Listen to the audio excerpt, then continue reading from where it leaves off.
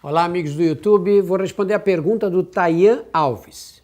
Ele diz: Drauzio, queria que você falasse um pouco sobre resistência à insulina. Queria saber se só com alimentação e o remédio prescrito pelo profissional pode abaixar os níveis de insulina no corpo e quais os cuidados que devo tomar para não ficar com a doença principal, que é o diabetes. Tayan, tem um pouquinho de confusão na sua pergunta. A glicose é essencial para o funcionamento das células. Sem glicose, as células não funcionam. Só que a glicose é incapaz de entrar na célula sozinha. A célula é impermeável à glicose. Ela precisa da insulina presente para abrir a membrana de modo que a glicose consiga entrar. A insulina é como uma chave que abre a porta da célula para a entrada da glicose, que aí vai fornecer energia para o funcionamento dessa célula. O que acontece na resistência à insulina? Na resistência à insulina, as células se tornam mais resistentes à entrada de insulina. E isso causa problema, porque aí a glicose não consegue penetrar. O que causa a resistência à insulina? Uma série enorme de problemas pode causá-la, mas o principal deles é a obesidade. A obesidade torna os tecidos mais resistentes à ação da insulina.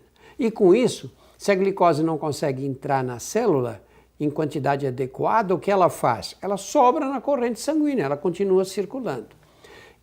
Glicose em concentração mais alta na corrente sanguínea é um problema, porque os tecidos não estão acostumados com essa quantidade mais elevada. Ela vai fazer os tecidos sofrer. E alguns sofrerão mais do que outros. Quais são esses?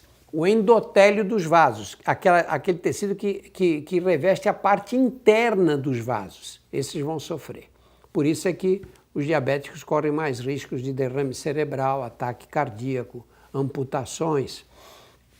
Os tecidos, as células do rim. Por isso que os diabéticos muitas vezes apresentam insuficiência renal e tem que acabar fazendo diálise. As células da retina, o que vai prejudicar a visão, especialmente dos mais velhos. As células, os neurônios, especialmente as terminações nervosas mais finas.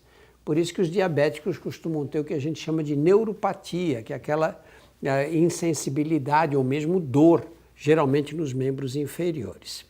O que se recomenda para quem começa a ter uma glicemia que vai subindo? A glicemia normal é até 100.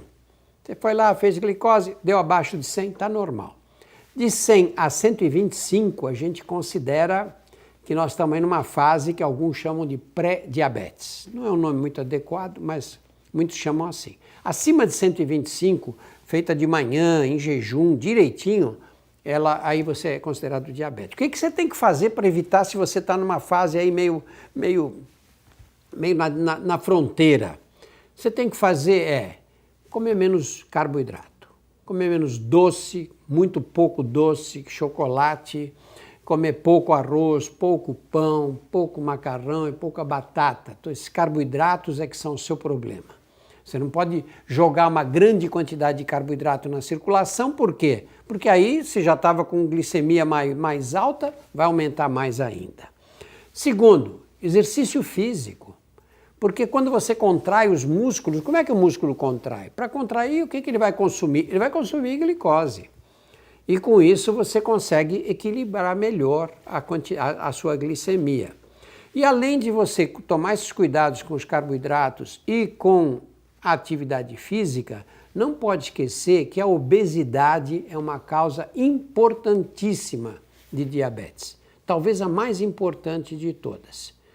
Então não dá para comer tudo que passa pela frente. Tomando esses cuidados, atividade física, controle do peso e redução do volume de carboidratos que você ingere, você reduz o risco de desenvolver a doença.